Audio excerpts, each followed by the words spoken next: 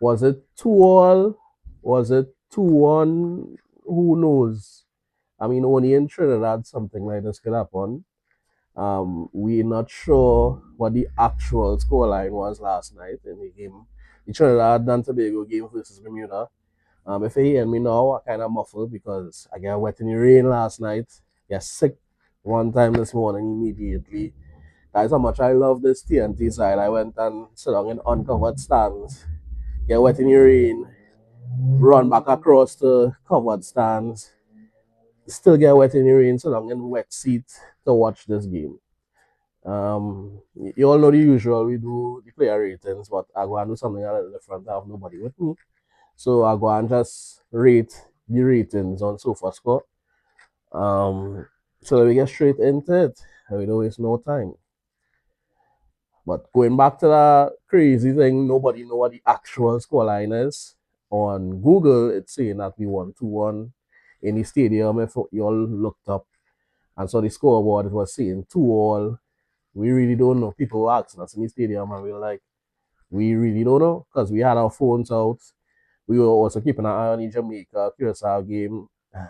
Sorry to Jamaica, they didn't qualify. Steve McLaren resigned. The real bacchanal thing happened last night, you know? But we focusing on this game. I'll talk to my Jamaican people after. Then we get into this player rating here, starting with the man, one of the men who played his last game for Trinidad and Tobago last night, Marvin Phillip. They gave him a 7.1. Let me just open up his thing and see the details to why they gave him a 7.1. Um, he had, oh, that's real good passing, boy. 13 out of 14 passing, 93%. Long balls. Well, he didn't play any long balls really. 50%, 1 out of 2. Um, Diving save, 2 saves. Inside the box save, 4 saves. Recovery 7. Throws 8. How much saves he really made? 6 saves? Whoa. I can't remember him making 6 saves, but again, when he was falling, we was in and out of the stadium. We didn't really get to see the game properly. That's why I wouldn't just rate them because I didn't see the game properly. I wouldn't lie. Because it was a lot of comments. So they give Marvelous Marvin a 7.1. I guess I don't know what you guys think if you all watched it online or on TV. Did he deserve a 7.1? His last game in Trinidad today with colors. Marvelous Marvel. You know, he's been one of our most consistent performers. To me, he was our best goalkeeper for a while, and I think he retires as our best goalkeeper. So 7.1, you guys let me know if that's fair or not. Moving on to Darren Payne, who has been consistent since he's been starting for Trinidad and Tobago. Let's see what he did. Well, I wouldn't expect a lot in the chance creation because he's better defensively than offensively. So, oh yeah, he did have one big chance, miss, where it was like he passed into the goalkeeper. I don't know who played him through, but the ball, oh, I think it was Yates. Yates played him through, and the ball, and the run was magnificent. And he could have put it anywhere. Like, I mean, it was at an angle, but he could have put it anywhere. Just hit it like real hard, just hit it. He kind of like passed it. I don't know if he was trying to go between the keeper legs or whatever.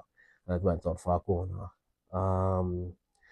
So block shots 1, defensively, blocked 1, interception 2, recovery 3, dribble pass. He never got dribble pass during the game. No fouls committed, and he wasn't fouled at any point in time. Aerial duels 1 out of 1. I mean, Bermuda fought hard, but they weren't like really excited moving forward. It was more like they got an opportunity like on a counter, and it was like that. But more or less, we kept them at bay. But they say in the stadium, they say it was 2 goals. But to me, the second goal got disallowed. I don't know. What they tell me. So moving on. Oh, they gave Darren Payne a 6.6. I find that kind of harsh. I mean, probably because he didn't have much to do in the game. Yeah, probably because he didn't have much to do in the game. Again, fellas, and well, ladies and gentlemen, Isaac. So yeah, I guess the classic. Noah Powder, who actually had a what foot mob have men playing here? Actually, it was Jackie playing. Actually, it was Jackie playing in centre back role, not Powder. Powder's playing left back. So well, I can't change it here. And Tefla was playing a little higher up as well. But yeah, I'll just rate them where it is, yes, and what we remember. So we know where they was playing. So I move on to Powder, who had an assist. Yeah. So yeah, so I move on to Powder, who had an assist. Powder delivered a really, really good ball to Kobe Henry, who finished on a set piece. So we get into what he did during the game. Assist one. Assist one. Total shots two. He shot. I can't remember him shooting any game. Defensively, I want to see what he did defensively. Attackingly, he accurate long balls six. I mean 5 out of 6. That's not bad. Accurate crosses none. He tried to play 2. He got none. Passes into the final third 10, which is pretty good for to me. He was playing left back. Defensively, clearances 1, recoveries 1, dribble pass none, ground deals 1 out of 1, aerial deals 2 out of 3. He was fouled once. So 7.1. To me, he didn't have a like other than the assist, he didn't have a much different game than there had been. So I guess if you guys say 7.1, if it's fair or not fair, yeah. So you guys tell me, Kobe Henry, who Mr. Consistent again, who got the goal on the set piece. Really, really, really, really good player for Trinidad and Tobago, and we should really keep him and make him one of our show starters almost every game. Kobe Henry, why? Oh, he probably had another error because I see he shot twice. He had 2 shots. Um, one goal obviously in defense. I don't want to see what they do in the attack, but he had 4 passes into the final third. That's crazy. He was dispossessed once, tackles 4, clearances 1, recovery 3. He got dribble pass 0 times. Ground deals 1, 4 out of 7. Aerial duels, he didn't do too well. 1 out of 3. Fouls committed 2. And I remember one of the fouls, that wasn't a foul, that referee was just crazy. Yeah. But 7.3, tell me if you guys think that's fair. I not going to read them again. I didn't get to see the whole game, and I was up and about and trying to run from rain and stuff like that. But what I do know is Steffler was not playing left back.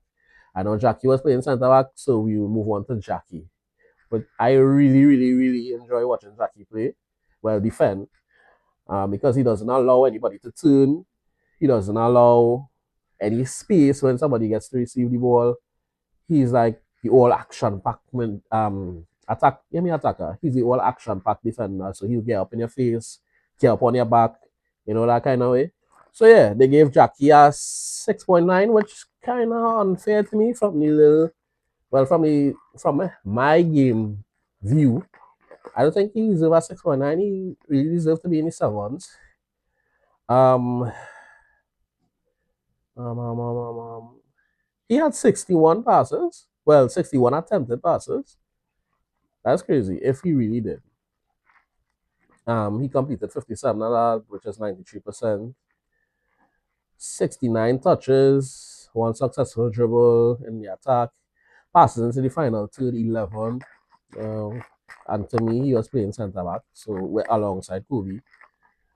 Accurate long ball, 6 out of 10. I remember one he put for Real Gil, and Real Gil got on it, and I was like, what? You really keep that in? Right? It wasn't the best of passes.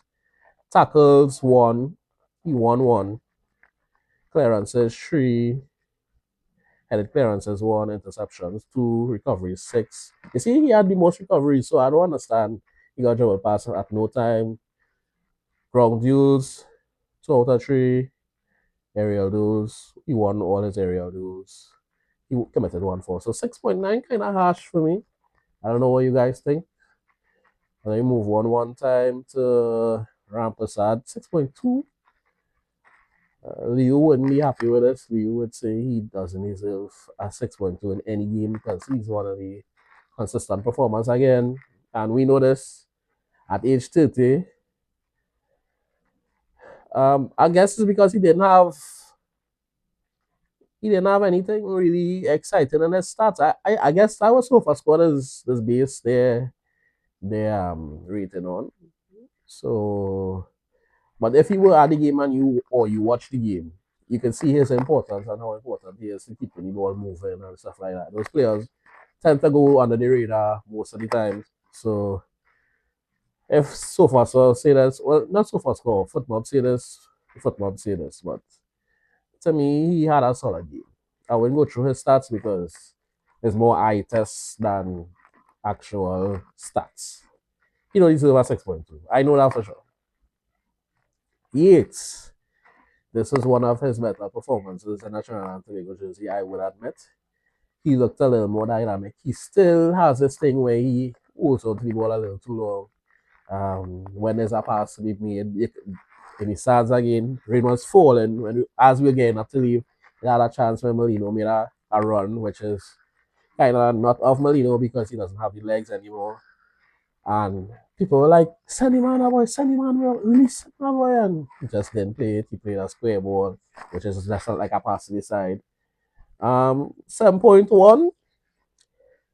I guess, yeah, because this is one of his better performances. He did his thing. Let me see, in the attack, he had 2 shots, 1 on target, 49 touches in opposition box 1, successful dribbles, 1 out of 2, passes into the final to 7, dispossessed once. Yeah, so his attacking stats weren't that bad. Chances created 3. 86 pass accuracy. So it wasn't really that bad. Again, this is one of his better performances. So I think 7.1 fair could even be a 7.3, 7.2. So you guys tell me if that's fair. Ryan Tefler now, who actually did play a little wider, but not a wing back role or he wasn't playing in the back. He had a pretty good game too. I didn't even know he was that old. Ryan Tefler is 31. That's crazy. He doesn't look 31. Chances created 2. Defensive contributions 2. Shots. He took 2 shots, none on target. He blocked 1 shot. He had 1 shot. 36 touches. Touches in opposition box 4. Passes to the final third 1. Accurate crosses 1 out of 3, 33%. Yeah, so I guess 7.1. I don't know. I don't know about this one. This one kind of tricky. Y'all tell us what you think, what he should be rated. Moving on to the front three now, which is well, it wasn't really a front three because Molino was kind of playing behind James and Gil, and Tefla was the one playing where Molino is right now. So Footmob got the formation wrong. So I'll start with Gil. You guys know I love Gil. He did have a lot of opportunities in this game. He got past his marker a lot of times, more times than the times where he got dispossessed. So let's see. 7.1, it could actually easily be a 7.5. Chances created 1, expected XG. Well, I don't like XG, so let's just move on from that. Shots on target 2 out of 4, 50%. Touches 32. Touches in opposition box 3. Successful dribble 2 out of 5. Nah, I think that's wrong. That had to be wrong because to me, Gil was beating his marker all day, every day. I just remember once where he was dispossessed. Accurate crosses 0%. Accurate long balls 1. Dispossessed 0. See, I remember him getting dispossessed once and they didn't even see it. So I don't know what I'm talking about. That this rating wrong. This had to be like a 7.5 or something. Here was magnificent. The only thing he didn't do was score today. He did have opportunity to score. The keeper was beaten, and a defender kind of cleared it off the line, kind of way. Yeah. So Gill did his thing. He really should have gotten a lot more minutes during our World Cup qualifying campaign, but it's done already. So Nathaniel James, who got our second goal, he was he got a 7.7, which is fair, because he did get the second goal and he made a lot of decent runs. He had a lot of opportunities to me. Well, it was more like half chances. So let's see what the stats saying.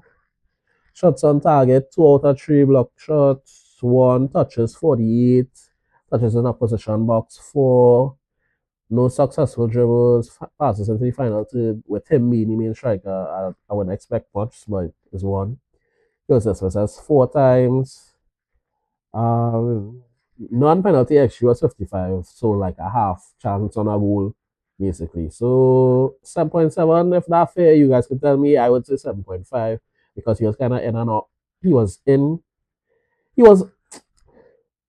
He was kind of hot and cold during the game. I would say that he was kind of hot and cold. Yeah. But moving on to my guy Molino. Last game for Trinidad and Tobago. Last time we seen number 10 with Molino above it. It really, really is sad. I wish I could see him play a little more, probably into the Gold Cup, but it was his decision and we have to respect it. He got a 7.7 from Footmob. Again, this my kind to me, it's not fair because he was the most active player and I could clearly see he was the best player. Again, his footballing brain, bro. Like his composure in certain situations, everything like that. So let me just go into the stats.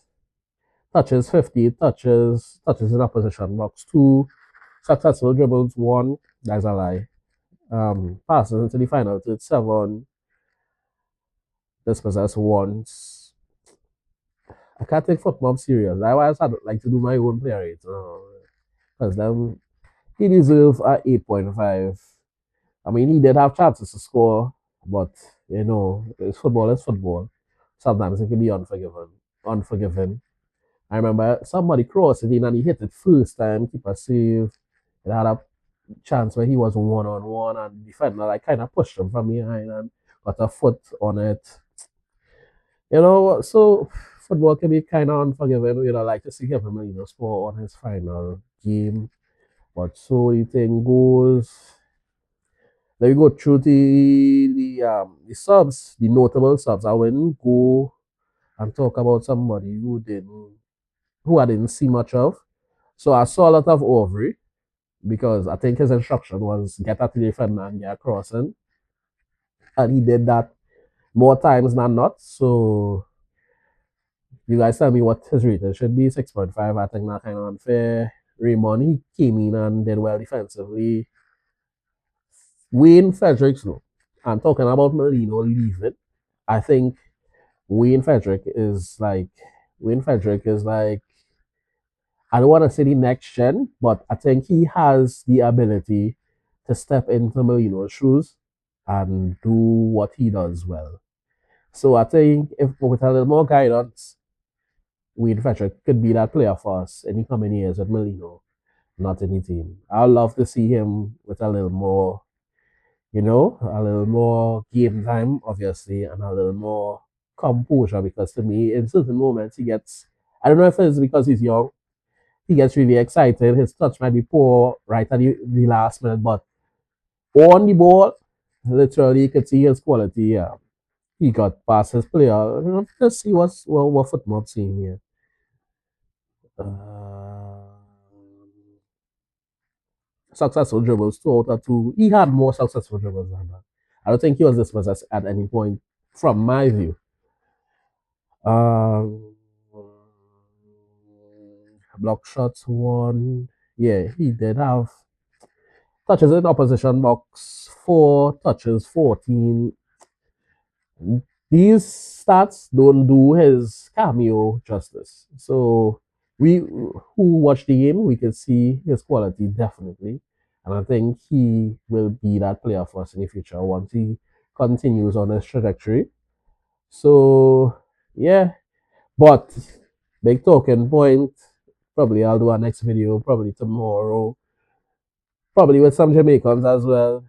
Jamaica not getting the automatic spot and having to go through playoffs. McLaren be well resigning. Totally different scenario for us because White Hawk will be here to stay, obviously. He's going to be here. We're going to build with this and we're going to look to the future. We have Nations League coming up. We have World Cup coming up. Well, before our next World Cup campaign in 2030, we will be here. WeAreBiased will be here covering it. We will do the video on Jamaica. We will talk about Jamaica soon, but this was our kind of player ratings, not so much player ratings. So until next time, like, comment, subscribe, follow up the video. Our last video didn't do so well, which I was kind of disappointed with the Molino video. Come on, guys, Molino, watch that video, like it up. We out.